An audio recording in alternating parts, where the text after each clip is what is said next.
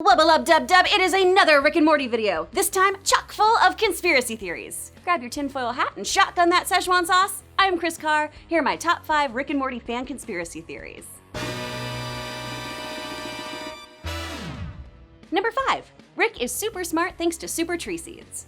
We kick the entire series off with a pilot episode that took Morty smuggling space seeds up his butt for his grandpa. You know, bonding stuff. In that initial episode, we learned that super trees and their seeds aren't just important to Rick's work, but that when you ingest them, you can become insanely smart. Fans have speculated that Rick distills super tree seeds into the liquid that he's always chug-a-lugging in his flask to stay one step ahead of the other Ricks out in the multiverses. We also see Morty post-seed power drooling like a doofus, suggesting that maybe someone with a higher tolerance may just burp and drool, i.e. Rick all the always. Me? I think he's just a narcissist with a drinking problem. But hey, super tree seeds could be a great mixer for all I know. Number 4. A summer for one universe. Alright, just follow me here because we're going to get a bit Whovian. You know, wibbly-wobbly, timey-wimey. Despite a Morty being in pretty much every universe, we learn in Rick's minutes that in each universe, we don't always have a summer. Theorists have suggested that Rick purposefully bailed on Beth back in the day to ensure that in this universe, she'd freak out, rebel, and let Jerry jizz jam all up in her to conceive summer. Number 3. Is Morty Rick's clone? This one to me is kind of pushing it. I mean, Rick and Morty are voiced by the same voice actor. That being said, choices have been made in the delivery of both characters. Redditors have been keen to note that both our guys have similar noses, speech patterns, and as the series has progressed, Rick has become decidedly more interested in Morty's studies.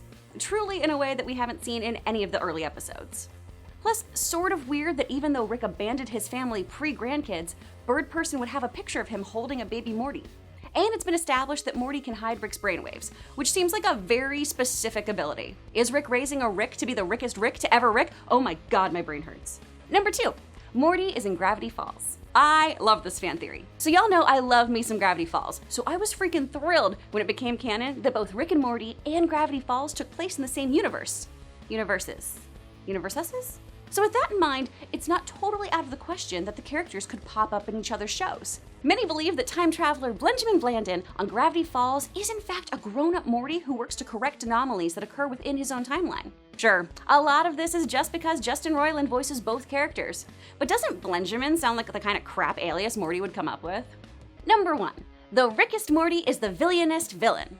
So fans of the show know there is a ranking of Mortys and Ricks. The Mortiest Mortys, the Rickest Ricks. Time jumps in multiverses are bananas, man. Redditors believe that the Morty who swore vengeance on the Council of Ricks wasn't actually defeated in his Mortydome. In fact, there's one fan who believes he'll be coming back in future seasons to steal Rick's intelligence, thus making him the ultimate villain of the show. After all, we've seen that he's been elected president of the Citadel, so this one actually seems pretty dang sound. Honestly, and I feel totally ridiculous saying this, go read Platonic Sex Fiends theory on Reddit.